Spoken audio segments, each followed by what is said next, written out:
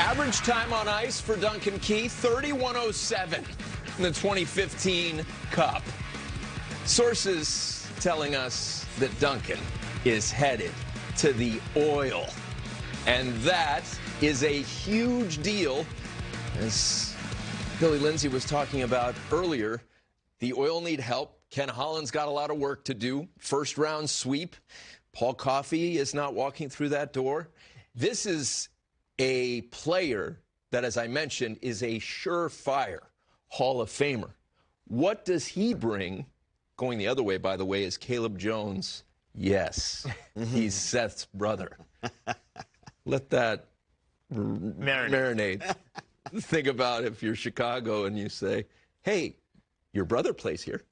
That's kind of a good inducement. Yeah. Come on. Good incentive. There's one Caleb, and we've got him. Just throwing that out there. You guys have watched Duncan Keith. We talked about 2015, Conn Smythe, Hall of Fame, all that. What does he bring now to Edmonton, Perry? He brings experience to the table right away. He's been there, done that. Won Norris trophies. He's won Stanley Cups. And most importantly, he shores up Edmonton's defense. Like Billy was saying, there's some holes there that they've got to get stronger. We talk about all the pressure we put on Mike Smith. Well, his defense have to help him out a little bit, too. Who knows, with a better defense, he has a bit of better numbers. Duncan Keith is a great step towards that.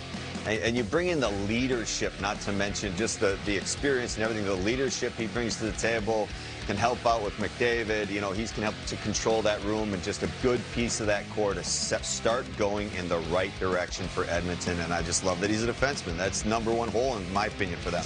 He can still skate, move, 37 years old, and look at it, and still plays hefty minutes with Chicago. It's a guy that can still play between 20 and 25 minutes a night if you ask him to, and you pair him along maybe someone like Darnell Nurse that's on the uprise, a good young offensive defenseman. Duncan Keith maybe takes more of a defensive stalwart role.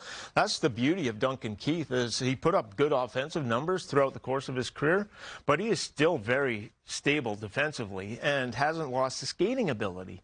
As long as you can skate in this league, you can play. And if you go down teams that have won Stanley Cups, they have Stanley Cup players that have won previously on their roster. Always. Montreal had 6 of them. 6. So you need that. We brought Patrick Hornquist to Florida. Made a difference into that locker room. So if you bring someone like Duncan Keith that's won the 3 Stanley Cups, impart the ways, the knowledge, it's invaluable to some of these young players, not to mention what he can do on the ice, but what he can do off the ice. And his salary's not outrageous. He signed that long-term contract, and his salary, I believe, is around $5 million.